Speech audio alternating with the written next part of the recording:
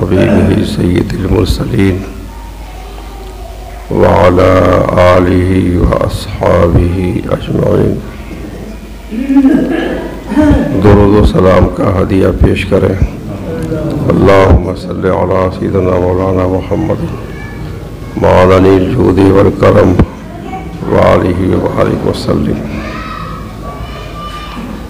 حضرات، آج ہم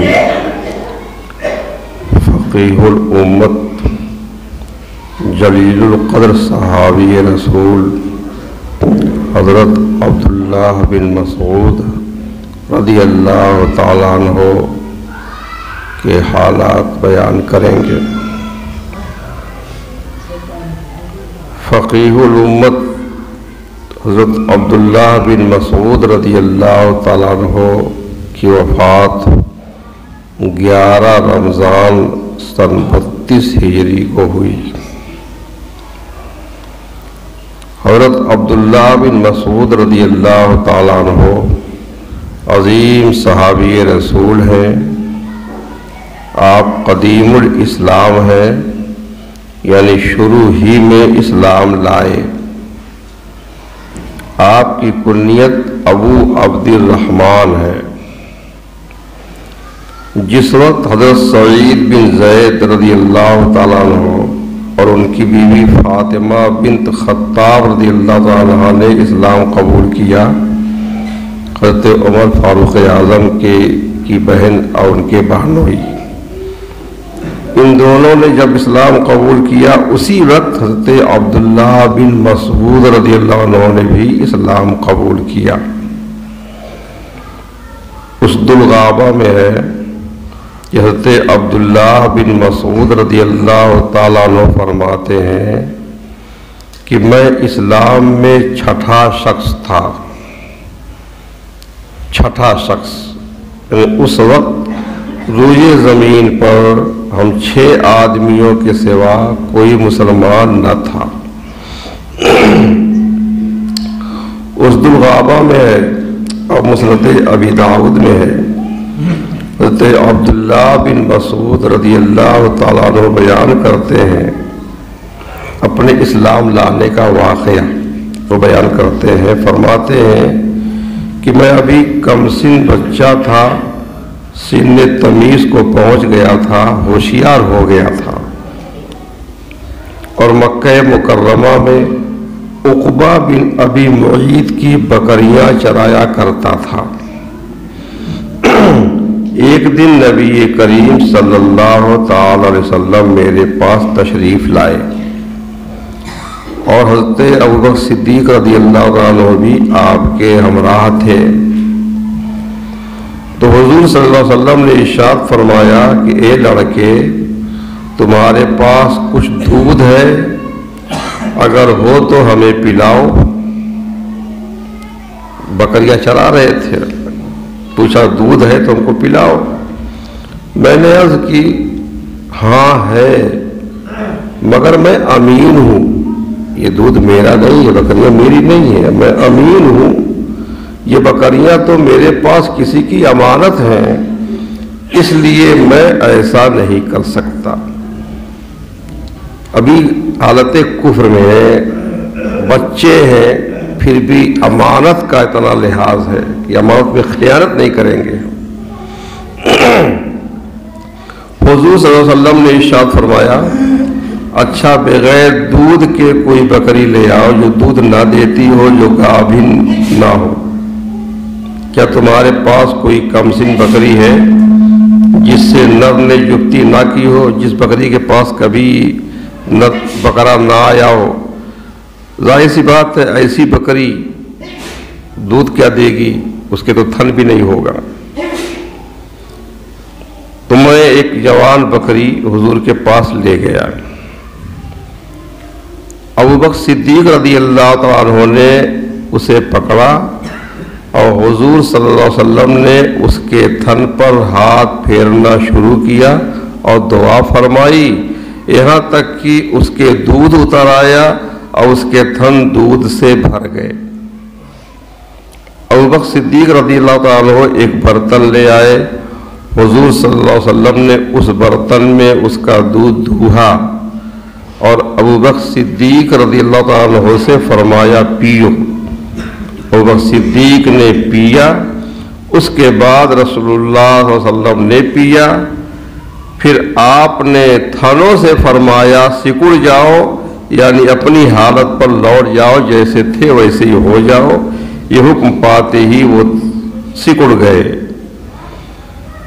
حضور کا جب یہ معجزہ میں نے دیکھا، حضرت عبداللہ بن مسعود کہتے ہیں، تو یہ دیکھ کر میں نے عرض کی یا رسول اللہ، مجھے بھی اس پاکیزہ کلام سے کچھ سکھائیے۔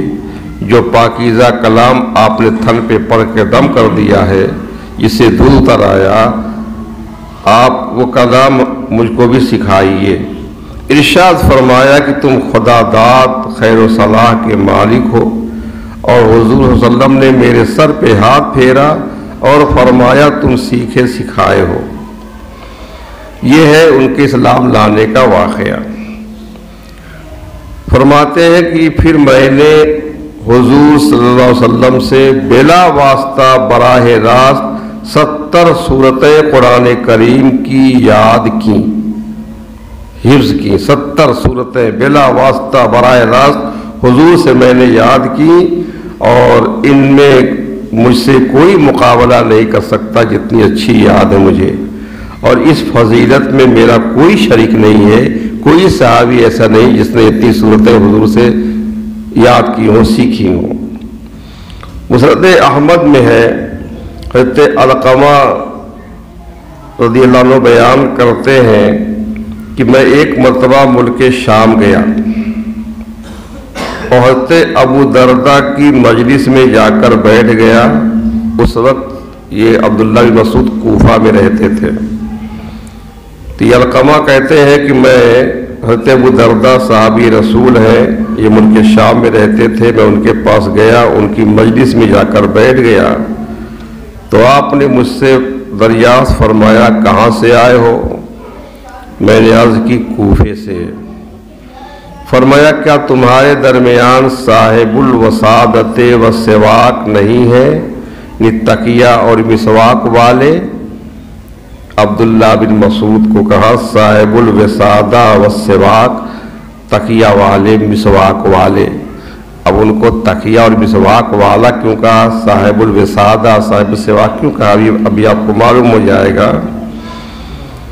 المعجم الکبیر میں ہے، حضرت عبداللہ بن شداد کہتے ہیں کہ حضرت عبداللہ بن مسعود رضی اللہ عنہ مصطفیٰ جان رحمت صلی اللہ علیہ وسلم کا تکیہ مبارک، مسواک اور نالین شریفین، چپلیں، جوتیاں اٹھایا کرتے تھے۔ بات یہ ہے کہ عبداللہ بن مسعود رضی اللہ عنہ اسلام لائے تو رسول اللہ صلی اللہ علیہ وسلم نے انہیں اپنے پاس رکھ لیا، بچپن ہی سے حضور کی خدمت میں رہنے لگے۔ عبداللہ بن مسعود کو یہ شرف حاصل تھا کہ جب حضور صلی اللہ علیہ وسلم کہیں جاتے تو پہلے آپ کو جوتیاں پہناتے، پھر آگے آگے عصا یعنی لاٹھی لے کر چلتے۔ حضور صلی اللہ علیہ وسلم مجلس میں بیٹھنا چاہتے تو حضور کے پاؤں سے وہ جوتیاں نکالتے، پھر آپ کو عصا دیتے۔ حضور اٹھتے تو پھر اسی طرح جوتیاں پہناتے، آگے آگے عصا لے کر چلتے اور حضور کے حجرے مبارکہ تک یعنی مقدس کمرے تک پہنچا آتے۔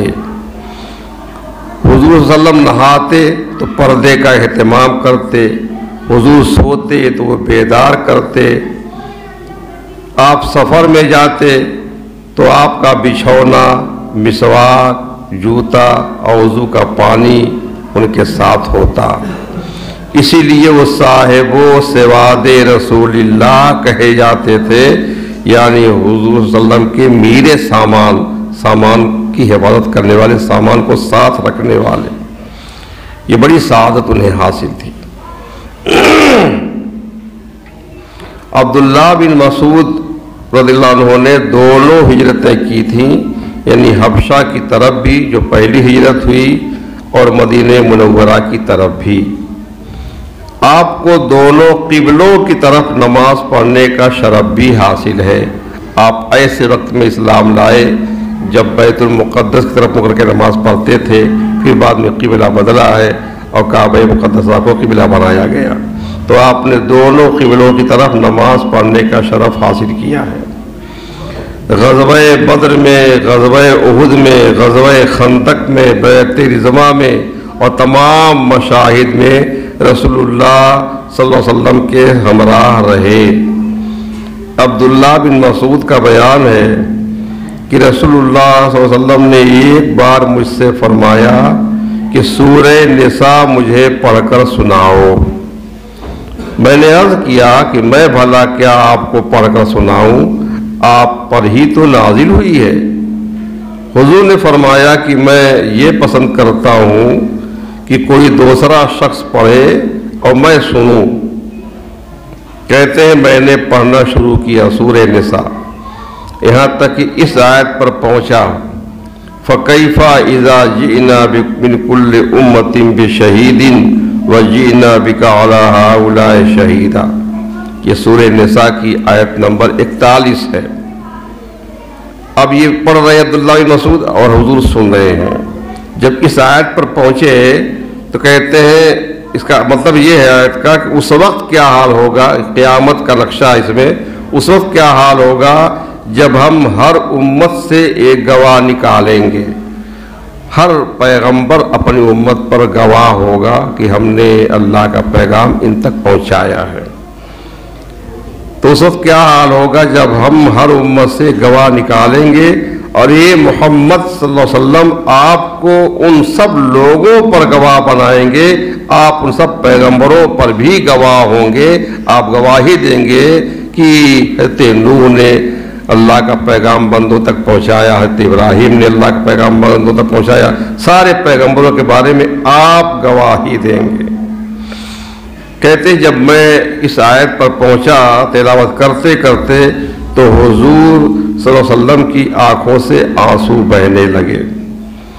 عبداللہ بن مسعود فرماتے ہیں کہ بے شک قرآن کریم اللہ تعالیٰ کی طرف سے ادب سکھانے والا ہے، پس جو اس سے کچھ سیکھ سکو تو سیکھ لو، کیونکہ خیر سے خالی ہے وہ جس میں اللہ کی کتاب کا کچھ حصہ بھی نہ ہو، اور جس گھر میں اللہ کی کتاب کا کچھ حصہ بھی نہ ہو وہ اس ویران گھر کی طرح ہے جسے کوئی آباد کرنے والا نہ ہو، اور شیطان اس گھر سے نکل جاتا ہے جس میں سورہ بقرہ کی آواز سن لے۔ عبداللہ بن مسعود کو یہ فضیلت بھی حاصل ہے کہ آپ رسول اللہ صلی اللہ علیہ وسلم کے بعد بڑے بڑے معرکوں میں شریک ہوئے۔ آپ ملک شام میں غزوہ یرموک میں شریک ہوئے اور اس دن مال غنیمت آپ کے سپرد تھا۔ حضرت علی فرماتے ہیں رضی اللہ تعالیٰ عنہ کہ ایک بار رسول اللہ صلی اللہ علیہ وسلم نے حضرت عبداللہ بن مسعود کو پیلو کے درخت پر چڑھ کر اس کی مسواک اتارنے کو کہا۔ تیز ہوا سے ان کی ٹانگوں سے کپڑا ہٹ گیا، ان کی ٹانگیں، ان کی ران بہت پتلی پلتی تھی۔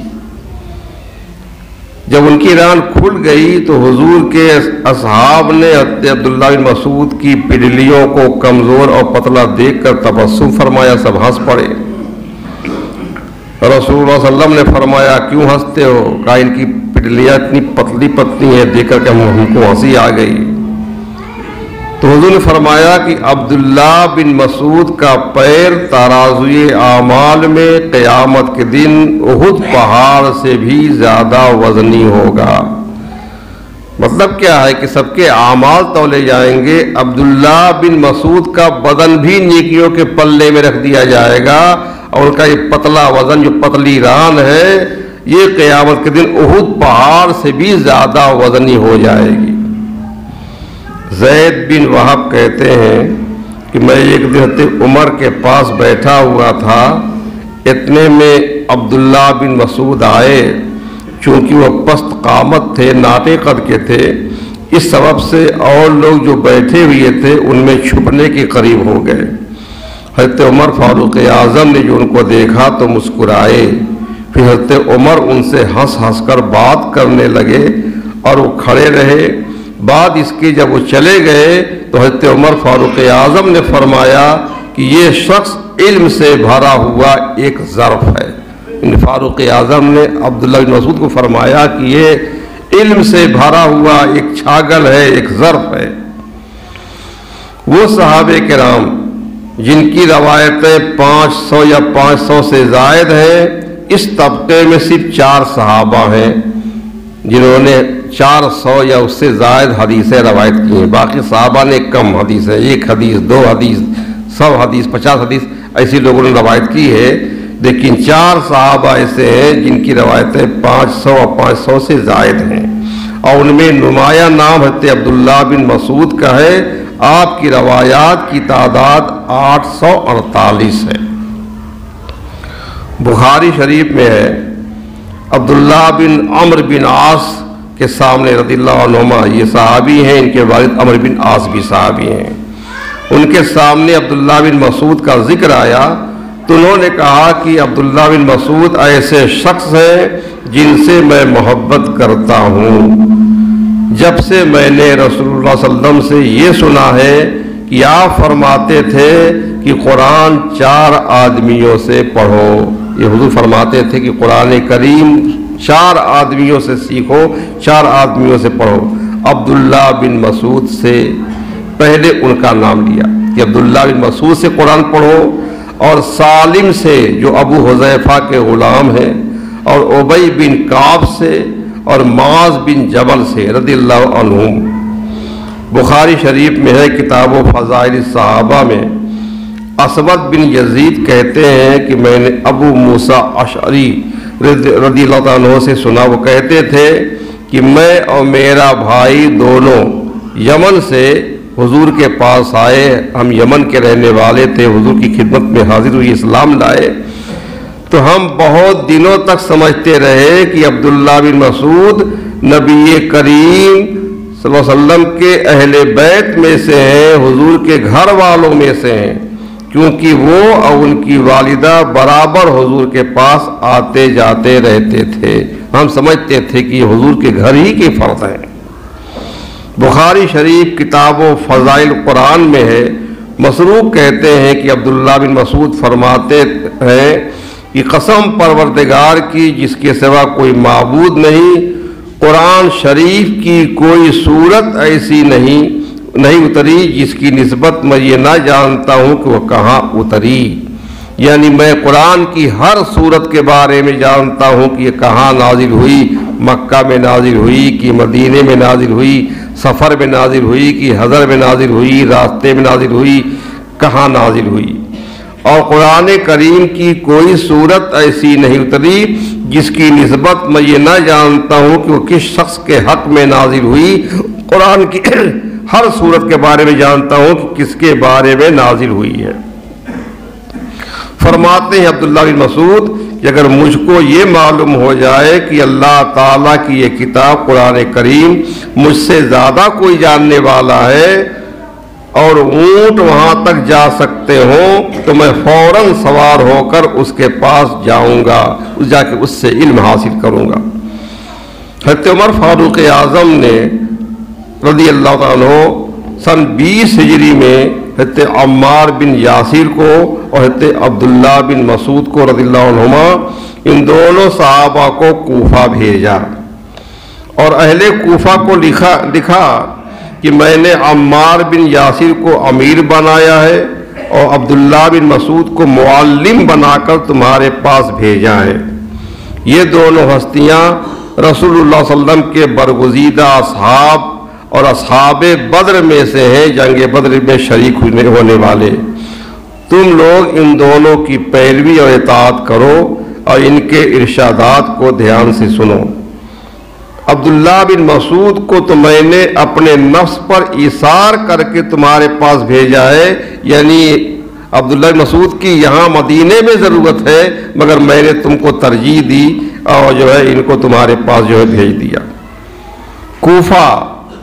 کوفہ بھیجا۔ کوفہ وہ مبارک شہر ہے جسے فاروق اعظم رضی اللہ عنہ کے حکم سے سن 17 ہجری میں فاتح ایران حضرت سعد بن ابی وقاص نے بسایا تھا رضی اللہ تعالیٰ عنہ۔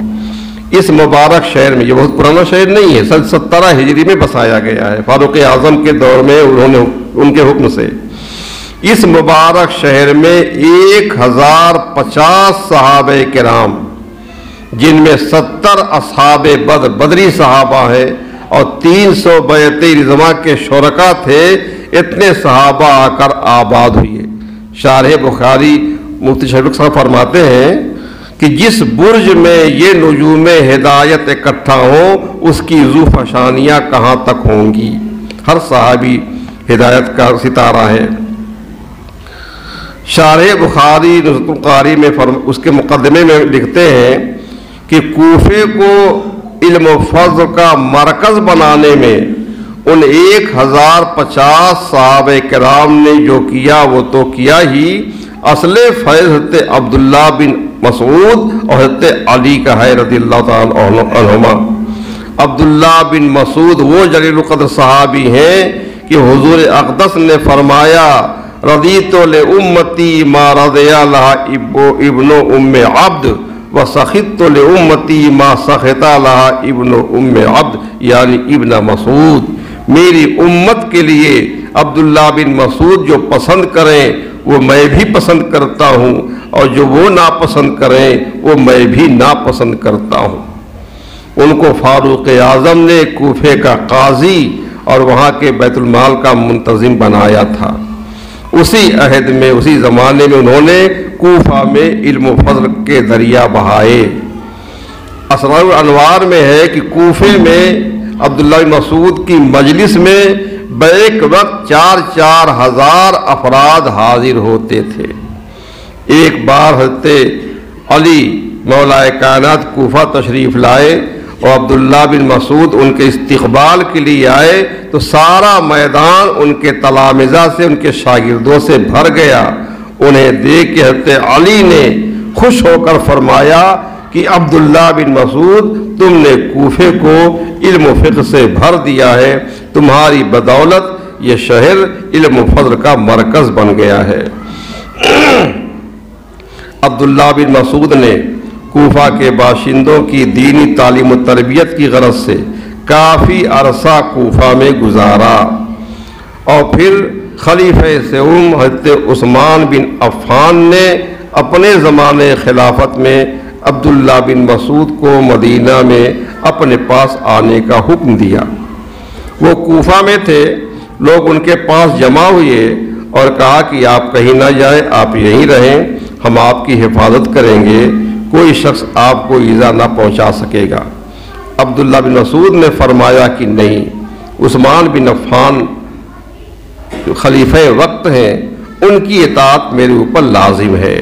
چنانچہ آپ حضرت عثمان غنی کے پاس مدینہ شریف چلے آئے۔ مدینے میں آ کر رفتہ رفتہ عمر میں اضافے کے ساتھ ان کی طبیعت ناساز رہنے لگی۔ انہی دنوں جب طبیعت کافی ناساز تھی اور بچنے کی امید کم تھی، تب ایک روز خلیفۃ المسلمین حضرت عثمان بن عفان رضی اللہ تعالیٰ عنہ ان کی عیادت کے لیے آئے۔ اس موقع پر ان دونوں جلیل القدر حضرات کے مابین جو گفتگو ہوئی، عبداللہ بن مسعود اور حضرت عثمان کے درمیان جو گفتگو ہوئی، اس کو ہم بیان کرتے ہیں۔ یہ بیمار ہے، عبداللہ بن مسعود بیمار ہے اور عیادت کرنے کے لیے حضرت خلیفہ وقت حضرت عثمان بن عفان آئے ہوئے ہیں۔ حضرت عثمان نے فرمایا ما تشکی، اس وقت آپ کیا تکلیف محسوس کر رہے ہیں؟ عبداللہ بن مسعود نے کہا ذنوبی، میرے گناہ، یعنی بس اپنے گناہوں کی وجہ سے پریشان ہوں۔ صحابی رسول ہے اور ہر صحابی کے لیے کلن وعد اللہ الحسنی، اللہ نے ہر صحابی سے جنت کا وعدہ فرمایا ہے، پھر بھی خوف خدا کا یہ حال ہے، کہتے ہیں اپنے گناہوں کی وجہ سے میں پریشان ہوں۔ حضرت عثمان نے فرمایا فما تشتہی، پھر آپ چاہتے کیا ہیں؟ ابن مسعود نے کہا رحمت ربی، اپنے رب کی رحمت چاہتا ہوں۔ حضرت عثمان غنی نے فرمایا अला आमुरु लका बिअताइक अल्लज़ी इम्तनअत अन अख़्ज़िही मुंज़ु सिनीन, यानी क्या मैं आपकी वो रकम आपकी तरफ भिजवा दूं जो कई सालों से आपने वसूल नहीं की। यानी अब्दुल्ला बिन मसूद कूफा में मुअल्लिम के तौर पर जो फ़राइज़ अंजाम दिया करते थे, आखिर में काफ़ी अरसा तक उन्होंने सरकारी ख़जाने से अपना जायज़ वजीफ़ा भी वसूल नहीं किया था, कोई पैसा नहीं लिया था, मुफ्त में खिदमत अंजाम दे रहे थे। उसकी तरफ इशारा करती है तो उस्मान ने ये पेशकश की कि वो सारे पैसे जो बकाया हैं मैं आपको दे दूँ, आप पर भिजवा दूँ। इब्न मसूद ने फरमाया ला हाजता ली बिही, मुझे उसकी कोई ज़रूरत नहीं है, क्या करूँगा उन पैसों का। हज़रत उस्मान गनी ने फरमाया यकूनो ले बनातिका मिन बादिका, यानी वो रकम आपके बाद आपकी बेटियों के काम आएगी। कई बेटियां थी उनके पास, आपकी बेटियों के काम आएगी, इसलिए रकम आप कबूल कर लें। अब्दुल्ला बिन मसूद ने फरमाया, आप गौर से सुने उनका जवाब, फरमाया ला अखाफु अलैहिन्नल फ़क़रा लिअन्नी अमरतुहुन्ना अन यक़राना कुल्ला लैलतिन सूरतल वाक़िया व इन्नी समेतु रसूलल्लाह सल्लल्लाहु अलैहि वसल्लम यक़ूल मन क़रअल वाक़िअता कुल्ला लैलतिन लम तुसिबहु फ़ाक़तुन अबदा। कहते हैं कि मुझे अपनी बेटियों के बारे में फ़क़्र व फ़ाक़ा का कोई अंदेशा नहीं है, मेरी बेटियां कभी मुहताज नहीं होंगी, क्योंकि मैंने उन्हें ये ताकीद कर रखी है कि हर रात सूरह वाक़िया ज़रूर पढ़ लिया करें, क्योंकि मैंने अल्लाह के रसूल सल्लल्लाहु अलैहि वसल्लम को ये इरशाद फरमाते हुए सुना है कि जो कोई हर रात सूरह वाक़िया पढ़े वो कभी फ़क़्र व फ़ाक़ा का शिकार नहीं होगा। ये हकीकत है, सूरह वाक़िया एक बार रात में कोई पढ़ लेता है वो हमेशा खुशहाल रहता है, कभी परेशान हाल नहीं होता। और फिर उसके बाद रसूलुल्लाह सल्लल्लाहु अलैहि वसल्लम के ये जलील क़द्र सहाबी थे अब्दुल्ला बिन अब्बास, चंद रोज़ा इलालत के बाद, चंद रोज़ बीमार रहने के बाद मदीने मुनव्वरा में 11 रमज़ान सन 32 हिजरी को तकरीबन 60 साल की उम्र में इस दुनिया फ़ानी से कूच करके अपने रब से जा मिले। इन्ना लिल्लाहि व इन्ना इलैहि राजिऊन। कफन व दफन के मौके पर हज़रत उस्मान गनी पेश रहे, नमाज जनाजा भी उन्होंने ही पढ़ाई और फिर मदीने के कब्रिस्तान जन्नतुल बक़ी में उन्हें सुपुर्द खाक किया गया। अल्लाह ताला जन्नतुल फिरदौस में उनके दर्जात बुलंद फरमाए और हमें वहाँ अपने हबीब और उनके असहाब की सोहबत और मइयत से नवाजे। आए उनकी रूह को और उनके तवस्सुल से सारी उम्मत को इसाले सवाब कर।